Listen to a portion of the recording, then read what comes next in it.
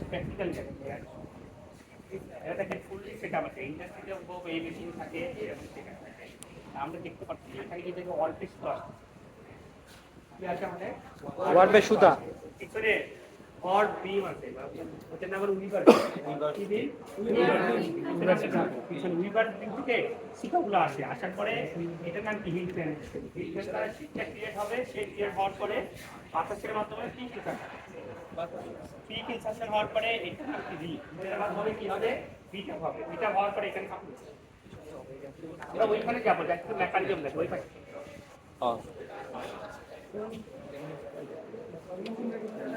থেকে নাকি স্যার বাইরে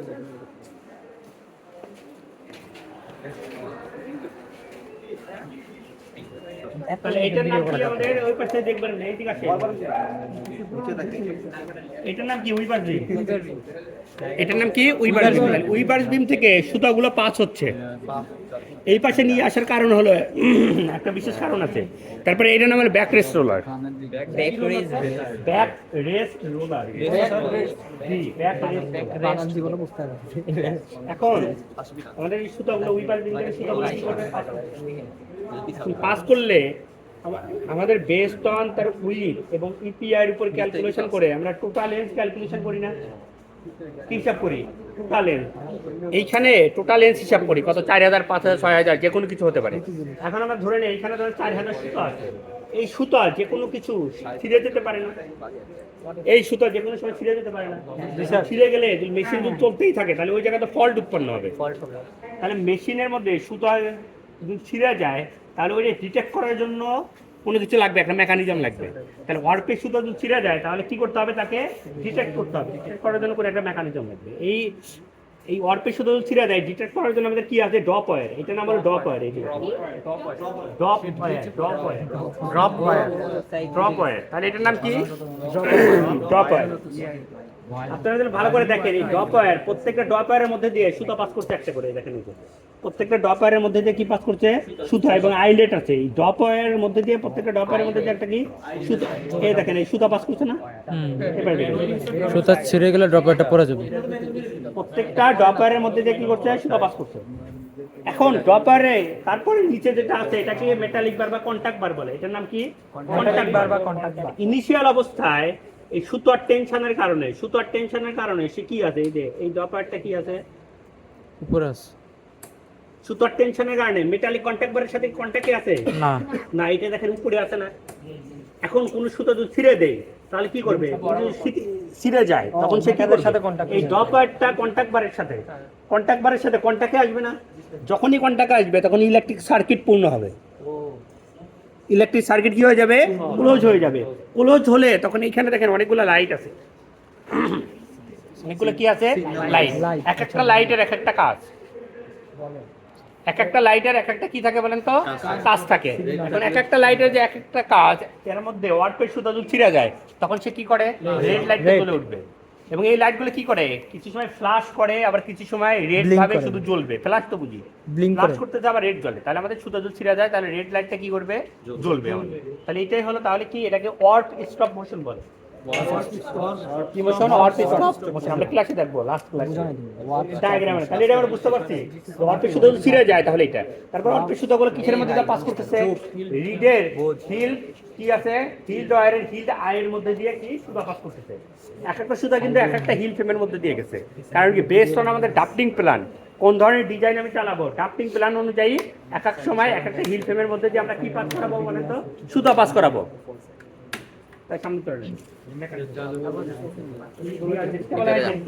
ভিডিও কর আচ্ছা এই ওদের দেখতে ডেন্টের মধ্যে যে এটা ডেন্ট আছে না আমরা দেখাবো ডেন্ট এটা স্পেশাল টাইপ অফ ব্রিড থাকে ভাই ভাইকে একটু ওই রিডটা একটু দিতে বলেন তো প্রোফাইল লিখটা শুরু করব আমরা যেটা দেখবো সেটা হলো ওয়েব ইনসারশন মেকানিজম ওয়েব কি মেকানিজম ওয়েব ইনসারশন মেকানিজম আমরা ক্লাসে একটা ডায়াগ্রাম দেখাইছিলাম কিভাবে ইয়ারজেটের ওয়েবটা কিভাবে ইনসারশন হচ্ছে এটা দেখার জন্য প্রথম আমাদের কি দেখেন প্রথমে আমাদের একটা কি থাকে কোন প্যাকেজ থাকে কি প্যাকেজ থাকে কোন হোল্ডার আছে তা নরমালি আমাদের শাটল লুম যেটা থাকে শাটল লুমের ক্ষেত্রে কি করা হয় শাটলে পান প্যাকেজ ইউজ করা হয় পান প্যাকেজ আমরা ইন্ডাস্ট্রি থেকে কোন প্যাকেজ আকারে সুতা নিয়ে আসি এই কোণ থেকে, যেহেতু কোণের ডাইমেনশন কি শাটল ডাইমেনশনের মতো না, সেই জন্য ওখানে ওয়াইন্ডিং করতে হয়, ওয়াইন্ডিং করে পান প্যাকেজাকে কনভার্ট করতে হয়, তারপরে ওইটা করতে হয়। তাহলে এখানে সরাসরি আমরা কি করবো, কোনো ওয়াইন্ডিংয়ের দরকার নেই, সরাসরি যে কোন প্যাকেজ আমি ইউজ করতে পারবো। কোন প্যাকেজ থেকে আমরা কিসে নিয়ে আসবো, ইডিপি, এটার নাম কি, EDP, electronic dump pre winder, electronic dump pre winder, electronic dump pre winder. তাহলে ইলেকট্রনিক ডাম্প প্রি উইন্ডার, তাহলে প্রথমে আমি কোন প্যাকেজ থেকে এখানে জড়াতে হবে। এইখানে দেখেন একটা ডিক্সের মতো আছে, এটা কি ডিক্স, এটা কি ইসের মতো আছে, ডিক্সের মতো আছে। এখন ডিক্সের মধ্যে স্লট আছে না, দেখেন তো স্লট, তারপরে ডিক্সকে ছোট বড় করা যাবে, কি জন্য ছোট বড় করা যাচ্ছে এটা আমরা পরে দেখতেছি। তাহলে এখানে ডিক্সের মধ্যে কি আছে, ডিক্স আছে যেটা কি ছোট বড় করা যাবে। তারপরে কি আসতেছে, এটা হলো বেলুন বেকার, কি আমাদের এটা বেলুন বেকার। যখন এই হাই স্পিডে এইখান থেকে যখন আনউইন্ড হবে তখন কি সেন্ট্রিফিউগাল ফোর্সের কারণে বেলুন ফর্মেশন হয়। আপনাদের ক্লাসে দেখা যায় সাইড স্যার, সেন্ট্রিফিউগাল ফোর্সের কারণে কি ফর্মেশন হয়, বেলুন ফর্মেশন। বেলুন যাতে ফর্মেশন না হতে পারে এইটা। তারপরে কি আছে দেখেন,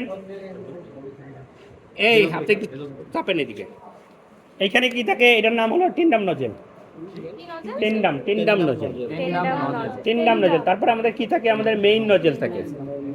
এই নজেল দ্বারা কি দেবে, বাতাস দিবে, নজেল দ্বারা সে কি বাতাস দিবে। বাতাস কোন ধরনের বাতাস, কম্প্রেসড এয়ার, কম্প্রেসরে প্রথম কম্প্রেসড এয়ার তৈরি করে। তাহলে মেইন নজেল, তো মেইন নজেলের একটা সিগনিফিকেন্স আছে। এখানে মেইন নজেল কয়টা আছে, 4টা, 1 2 3 4। এই দিক দেখতেছেন না কেন, কি করতেছেন। তাহলে মেইন নজেল, এখানে মেইন নজেল কয়টা আছে, 4টা। এটা একটা সিগনিফিকেন্স কি, যখন আমরা চেক ফেব্রিক তৈরি করতে চাই, চেক ফেব্রিকের সময় কি করতে হয়, ওয়েবটে বরাবর কালার সুতা ইনসার্ট করতে হয়।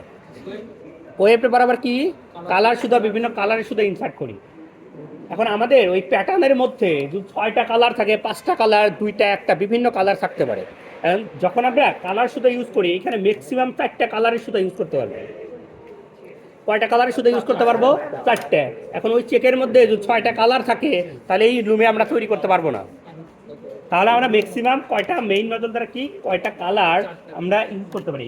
তাহলে মেইন নজল, তাহলে এখান থেকে আমরা কি দিচ্ছি, বাতাস দিচ্ছি। বাতাস যখন দেব, তারপরে কি আমার সামনে দিয়ে যাবে না, কি যাবে, সামনে দিয়ে যাবে। এখন আপনাদের বলছিলাম, বাতাস যদি শুধু এইখানে দেই, কম্প্রেসড এয়ার এইখানে আমরা দেই, দেওয়ার পরে কিছু সময় যাওয়ার পরে সেই প্রেশারটা ড্রপ করবে না, প্রেশার ড্রপ করলে বাতাসের শক্তি ওই পরিমাণ তো থাকবে না। তাহলে পুরো উইথ বরাবর কীভাবে নেব, পুরো উইথ বরাবর নেওয়ার তো সাব নজল আছে। এখানে যদি আপনি হাত দেন, হাত দিয়ে দেখতে পারবেন এখানে কি আছে, এই সাব নজল, পুরো উইথ, এই যে একটা সাব নজল আছে, আপনি ধীরে ধীরে, এই যে একটা সাব নজল, এই যে একটা কি আছে সাব নজল। তাহলে নজেল, তাহলে নজেলের এইখানে কি করছে, সে বাতাস দিচ্ছে, কি এই যে সাব নজল দেখেন, পুরো উইথ বরাবর, আপনি একটু দেখলেই দেখেন, এই যে সাব নজল। হ্যাঁ, কিছু ডিস্টেন্স পরে পরে কি দিচ্ছে, বাতাস দিচ্ছে, তাতে কন্টিনিউয়াসলি যায়, এটাকে বুঝতে পারছি। তাহলে আমাদের মেইন নজল আছে, তারপরে কি আছে আমাদের সাব নজল, তারপরে কি আছে আমাদের এই যে সাব নজল, এখানে পুরো উইথ বরাবর কি থাকবে, সাব নজল। এখন একটা কথা, যে আমাদের এই যে নজেল যে আছে, নজেলে দিলে বাতাস দেই, সে কন্টিনিউয়াসলি বাতাস ফ্লো করতেই থাকবে। তাহলে এটা মেনটেন করার জন্য বা অন অফ করার জন্য কি থাকে, ভাল্ব থাকে, কি থাকে, ভাল্ব। প্রত্যেকটা নজেল, এই মেইন নজলের সাথে একটা ভাল্ব থাকে, টেন্ডাম নজলের সাথে একটা কি আছে, ভাল্ব আছে। আবার সাব নজলের সাথে কি যুক্ত আছে বলেন তো, ভাল্ব যুক্ত আছে। তাহলে কি ভাল্ব, যেটা অন অফ করে আমি বাতাসটা রেগুলেট করব। বাতাস কখন দিচ্ছি আর কখন কি হচ্ছে, অফ হচ্ছে, কখন অন হবে আর কখন কি হবে, অফ হবে। এখন দেখেন কি জন্য বললাম, আমাদের যখন সুতাটা এই পজিশনে থাকবে, যখন মেইন নজল যখন বাতাস দিবে, এই পজিশনে যে সাব নজল, তার বাতাস দেওয়ার দরকার আছে না। কারণ ইয়ারটা একটা জিনিস মনে রাখবেন, কম্প্রেসড এয়ার তো এমনি হচ্ছে না, কম্প্রেসরের মাধ্যমে তৈরি করা হচ্ছে না, কারণ ওইটার জন্য অনেক বেশি এনার্জি দরকার, ওইটার জন্য কস্টিং লাগবে। তার মানে বাতাস সেভ করতে হবে, বাতাসটা কি করতে হবে, সেভ করতে হবে, যত বেশি সেভ করতে পারি। তাহলে সুতোটা এখান থেকে ইনিশিয়েশন হবে, টেন্ডাম নজল মেইন নজল থেকে যাচ্ছে, যাওয়ার পরে ধরেন এই নজল যখন আমাদের কি দিবে, বাতাস দিবে, তার মানে পার্টিকুলার শুধু এই পজিশনেই বাতাস দিবে। এই নজলটা আমাদের বাতাস দেওয়ার দরকার আছে না, বাতাস দেওয়ার দরকার নেই। তাহলে এটা কিসের মাধ্যমে কন্ট্রোল করা হচ্ছে, আমাদের ভাল্বের মাধ্যমে কন্ট্রোল করা হচ্ছে। তাহলে ভাল্ব আমরা কি করতে পারি, অন অফ করার মাধ্যমে এটা কন্ট্রোল করি। এখন এই বাতাসের প্রেশারের একটা মান থাকে না, তাহলে নর্মালি কত প্রেশার ইউজ করা হয়, 2 থেকে 4 বার ইউজ করা হয়, 2 থেকে কতবার, 4 বার। এবার ডিপেন্ড করে বিভিন্ন, কারণ মেইন নজলে একরকম প্রেশার থাকে, সাব নজলে একরকম থাকে। তারপরে আমরা যদি কাউন্ট, বেস ফাইনার কাউন্টে একরকম, কোর্সার কাউন্টে একরকম। তারপরে হ্যাঁ, কিসের বেশি স্পিডে, আরপিএম, আসতেছে আমাদের কি করতে হবে, মানে প্রেশার কম বেশি করা যায় কিনা এটা? স্যার হ্যাঁ, এটা করানো যাবে তো, বলতেছি এটা করা যাবে। pressure আপনি বেশি 800 দিলে 1000 করতে পারবেন। তাড়াতাড়ি পিকিং হবে প্রেশার। আচ্ছা ধরেন আপনি যদি 800 আরপিএম রাখেন তাহলে পার মিনিটে কয়টা পিকিং হবে? 800টা, আপনি 1000 এটা মনিটরে সেট করে আপনি চেঞ্জ করে তাহলে এটা আমরা বুঝতে পারছি আমাদের কি করা হয়। তাহলে বাতাসের একটা প্রেশার থাকে, বাতাসের প্রেশার আমরা বিভিন্ন ক্রাইটেরিয়ার উপর নির্ধারণ করে সিলেক্ট করি। তাহলে কত 2 থেকে কত 4 বার, তাহলে প্রেশার একক কি বার আমরা সিলেক্ট করি। এখন এই রিডটা স্পেশাল টাইপ অফ রিড। আমরা অন্য মেশিন, যত ধরনের মেশিন দেখছি সবগুলো কি ফ্ল্যাট রিড থাকে। কি রিড থাকে? Flat read. কিন্তু ইয়ার জেটে এই যে profile read, profile read, profile দেখেন একটা গোরক খাঁচকাটা আছে না, যার মধ্যে দিয়ে এই যে দেখেন এই যে এই অংশটিকে, এটার মধ্যে কি থাকবে? প্রোফাইল রিড থাকবে। যার জন্য বাতাস যখন যাবে তখন আমাদের কি হতে পারে? বাতাস টার্বুলেন্ট হয়ে যেতে পারে না? তখন আমাদের কি শেডের মধ্যে তখন আমাদের পিকটা কি লুজ হতে পারে বা উইবেনেস তৈরি হতে পারে, এবং কি টপ শেড বটম শেডের সাথে সে কি হতে পারে? এনগেজ হয়ে যেতে পারে। এটা যেন না হয়, একটা প্রপার একটা পাথের মধ্যে দিয়ে সে কি বাতাস যাবে এবং ওইটার মধ্যে দিয়ে আমাদের ওয়েভ টিয়ানটা পাস হবে। তাহলে কি রিড ইউজ করা হচ্ছে? আমাদের প্রোফাইল রিড ইউজ করা হয়। তাই ধরেন এটা লাগবে না, কি রিড? প্রোফাইল রিড ইউজ করা হয়। আর রিডের দুইটা ফাংশন আছে, একটা কি বিট আপ করে, আমরা ওইখানে দেখেছিলাম বিট আপের সময় রিড কি করে? বিট আপ করে। আরেকটা কাজ হলো ইপিআই কন্ট্রোল করে। ইপিআই বা ডেনসিটি, আপনাদের রিড কাউন্ট পড়াইছে না? রিড কাউন্ট দিয়ে তো ইপিআই ক্যালকুলেশন করে। তাহলে আমাদের কি করে? ইপিআই ক্যালকুলেশন করে। তাহলে এই পর্যন্ত বুঝলাম যে একটা মেকানিজমের মাধ্যমে বিভিন্ন নজেল টজেলের মধ্যে দিয়ে সে কি ওয়েভ টিয়ানটা কি করতেছে? পাস করতেছে। এখন কথা আসতে পারে যে ওয়েভ টিয়ান যখন পাস করে মাঝে যদি ছিঁড়া যায় তাহলে কিভাবে বুঝবো? এই যে ড্রপ হয়, আচ্ছা ড্রপ আর তো ওয়ার্পের সুতা, কারণ এইখানে ছিঁড়ে গেছে, ছিঁড়ে যেতে পারে না। আরে বাবা ওই লাইটটা কেমনে চলবে? ওইটার সংযোগ ছিল ওয়ার্পের সুতা। এইখানে কি সেন্সর আছে, এই যে এইটার নাম হলো আমাদের ইলেকট্রনিক ডাম, সরি মানে ইডি বলতে, এটা হলো ফিলিং ডিটেকশন বলে। Filling detection, filling detection. এই পাশে নাই ওয়েবটের সুতার আরেক নাম হলো ফিলিং। স্যার, এই পাশে নাই। হ্যাঁ, ফিলিং ডিটেকশন না, এক পাশ থেকে শুরু হবে। এই পাশে বাতাস দিল, ওই পাশে। ওই পাশে স্যার, এটা কি ক্যাপাসিটর না ইলেকট্রিক? এটা ইলেকট্রনিক, আমরা ক্লাসে অপটিক্যাল সেন্সর, অপটিক্যাল। এই যে এটার নাম কি? Filling detection. এই যে এটা দেখেন ফিলিং ডিটেকশন, এটার নাম হলো FD1। কি বলেন? FD1। আর এইদিকে না দেখেন, এই যে সেন্সরটা দেখা যাচ্ছে, এই যে সেন্সর, ওই পাশে দেখবেন এই যে এখানে কি সেন্সর, এই যে সেন্সর, এটা স্যার হ্যাঁ এটা সেন্সর। এটা কি সেন্সর? তাহলে দুইটা সেন্সর থাকে। হ্যাঁ, ফিলিং ডিটেক্টর বা এটার নাম হলো FD1। FD filling detection, filling detection থেকে FD1। আরেকটা এখানে থাকার কথা যেটার নাম হলো FD2, যেখানে এই মেশিনে নাই, যেটার নাম কি? FD2। কি? FD2। এখন দেখেন এটা হলো অপটিক্যাল সেন্সর। অপটিক্যাল সেন্সর কিভাবে কাজ করে? একটা লাইট, একটা সেন্টার থাকে আর একটা রিসিভার থাকে। আমি এইখান থেকে লাইট পাস করলাম, এইখানে রিফ্লেক্ট হবে, রিফ্লেক্ট আবার এখানে কি রিসিভার আছে, তাহলে রিসিভারে পাস করবে। এখন ধরেন কোনো সুতো তো ছিঁড়ে যায়, তাহলে এই পজিশনে যেতে পারবে না। তাহলে সেন্টার আর রিসিভারের মাঝে কোনো প্রতিবন্ধকতা আসবে না। যখনই প্রতিবন্ধকতা আসবে না তখন মেশিন যে বুঝে নেবে যে আমাদের মধ্যে কি নাই, ওয়েবটা প্রপারলি ইনসার্ট হয় নাই, বুঝছি। ওয়েবটা প্রপারলি ইনসার্ট হয় নাই। কিন্তু উল্টাভাবে যদি বলি, প্রত্যেক পিকের সময় আমাদের কি করার কথা? এই পিকটা এই পজিশনে যাওয়ার কথা না? হ্যাঁ, তখন ছায়া পড়বে। প্রত্যেকটা পিকটা এই পজিশনে যাওয়ার কথা না? তাহলে অপটিক্যালের মধ্যে একটা কি একটা বস্তু ডিটেক্ট করবে না, তার ইয়ানকে ডিটেক্ট করতেছে। দ্যাট মিনস কি ওয়েব টিয়ানটা প্রপারলি ইনসার্শন হয়েছে, প্রপার ইনসার্শন হয়েছে। দ্যাট মিনস ওকে, মেশিনটা কিন্তু চলতে থাকবে সব কিছু। আর একটা বলছি না আমরা FD2, FD2-র কাজ কি দেখেন, ফেব্রিক এইখানে শেষ হয়ে গেছে না, সেলভেজ ফেব্রিককে এইখানে শেষ হয়ে গেছে। এখন FD2 আরও দূরে থাকে। এখন কোনো কারণে যদি বাতাস বেশি যায়, প্রেশার বেশি পড়ে আমাদের কি হয়েছে, আরও দূরে চলে গেছে ওয়েব টিয়ানটা। ওয়েব টিয়ানটা যখন অনেক বেশি দূরে যাবে তখন কি ওইটা তো আমাদের সেলভেজ থেকে আরও বেশি দূরে গেছে, ওই অংশটুকু ওয়েস্টেজ হবে না। যখন FD2-তে সুতা যখন যাবে, দ্যাট মিনস কি মেশিনের প্রবলেম। কি দুইটা জিনিস, একটা হল FD1 আর একটা কত FD2। FD1-এ যখন সুতা যাবে তখন ওকে, আর FD2-তে যখন সুতা যাবে তখন নট ওকে। আরে না, FD1-এ সুতা আসবে শেষ। মানে FD2-তে সুতা যাওয়ার দরকার নাই, বুঝছি। এই পর্যন্ত আসবে, শুধু FD1 পর্যন্ত আসবে। FD1 পর্যন্ত আসলে শেষ, ঠিক আছে কথা ঠিক আছে। স্যার এগুলা কি FD1 লাইট পর্যন্ত জ্বলবে আসলে না? শেষ। হ্যাঁ, চেঞ্জ করবে। তাহলে এই পর্যন্ত বুঝতে পারছি আমরা সেন্সিং হচ্ছে একটা কি অর্ব ডিটেকশন, বা ওয়ার্প স্টপ মোশন, আর একটা কি আমাদের ওয়েভ ডিটেকশন মোশন শিখলাম বা ওয়েভ ডিটেকশন। এখন আরো কিছু ব্যাপার আছে, প্রজেক্টাইল। এখানে কি বলছিলাম, আমাদের কি লাগে, কালার লাগে কয়টা, 4টা। 4টে ইউজ করতে পারবো। আমি তো 6টা নজেল ইউজ করতে পারি, তাহলে কয়টা কালার ইউজ করতে পারবো, 6টা। 6টা। এরকম মেশিন টু মেশিন ভেরি করে কোন কনফিগারেশন হবে। এইখানে দেখেন আমাদের এখানে কি ইডিপি, ইলেকট্রনিক ডাম্প প্রিন্টার, কয়টা আছে, 4টা। আমরা তো নরমাল কি বললাম, 4টে ডিফারেন্ট কালারের জন্য ইউজ করবো না, 4টে ডিফারেন্ট কালার। এখন শুধুমাত্র যদি একটা কালার ইউজ করি, একটা কালার ইউজ করি, তখন নরমালি কয়টা লাগার কথা, একটা লাগার কথা না। কিন্তু ইন্ডাস্ট্রিতে মিনিমাম কয়টা ইউজ করে, 2টা। কয়টা ইউজ করে, 2টা। কারণ কি, ইয়ানের মধ্যে কিছু ডিস্টেন্স পরিবারে কি লট ভেরিয়েশন হয় বা শেড ভেরিয়েশন হয়ে যায়।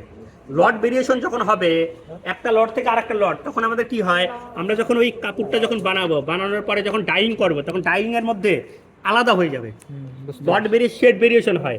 ধরেন এইখানে একটা তার নির্দিষ্ট লেন্থ আছে না, ওই লেন্থ দ্বারা কি একটা কাপড়, ধরেন আমাদের কত 1 গজ, 1 ইয়ার্ড কাপড় হয়েছে, একটা কোণ দ্বারা 1 ইয়ার্ড কাপড় হলো, তখন আরেকটা কোণ দ্বারা কি 1 ইয়ার্ড কাপড় হবে না, শেড ভেরিয়েশন হবে। তখন কি এই 1 ইয়ার্ডে একরকম কালার একটু শেড ভেরিয়েশন হবে। কি ভেরিয়েশন হবে, শেড ভেরিয়েশন হবে। শেড ভেরিয়েশন যেন না হয় সেজন্য আমরা কয়টা ইডিপি ব্যবহার করি, 2টা।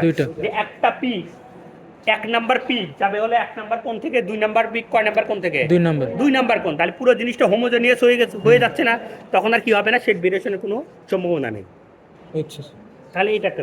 আর একটা দেখেন, এইটা বলছিলাম না, এটা কম বেশি করা যায়, সরি সার্কুলার ডিস্ক বা রিং যাই বলেন, এটা কি করা যায়, কম বেশি, এটা প্লট আছে, কম বেশি করা যায়। এটা কিসের উপর নির্ভর করে, আমাদের এটা ধরেন উইথ আছে 60 ইঞ্চি উইথ আছে, মেশিনের কত ইঞ্চি বা কাপড়ের কত ইঞ্চি উইথ আছে, 60 ইঞ্চি উইথ আছে। এখন 60 ইঞ্চি যদি উইথ থাকে, 60 ইঞ্চি কি আছে, উইথ আছে। এখন 60 ইঞ্চি উইথের জন্য দেখেন তার একটা লেন্থ থাকবে না, পিকটা ইনসার্শন করার জন্য একটা লেন্থ, তাহলে কত লেন্থ, 60 ইঞ্চি, এবং দুই পাশে অ্যালাউন্সের ধরি কথা 62 ইঞ্চ লাগবে। কত ইঞ্চি লাগবে, 62। এখন নতুন একটা প্রোগ্রাম আসছে, নতুন একটা প্রোগ্রাম বা বায়ার এখন আর 60 ইঞ্চি আর নিবে না, তার দরকার 70 ইঞ্চি, অথবা কি দরকার, 50 ইঞ্চি। কি দরকার, 50 ইঞ্চি। তখন দেখেন, তখন আর পিকের লেন্থ কি 50 ইঞ্চি মানে 60 ইঞ্চি দরকার আছে না, পিকের লেন্থ কমাতে হবে না। তো কিভাবে, তখন আমরা কি করি, এই যে এইটা ডিসটেন্সকে অ্যাডজাস্ট করি, এটা কি করি, অ্যাডজাস্ট করি ওই দিকে।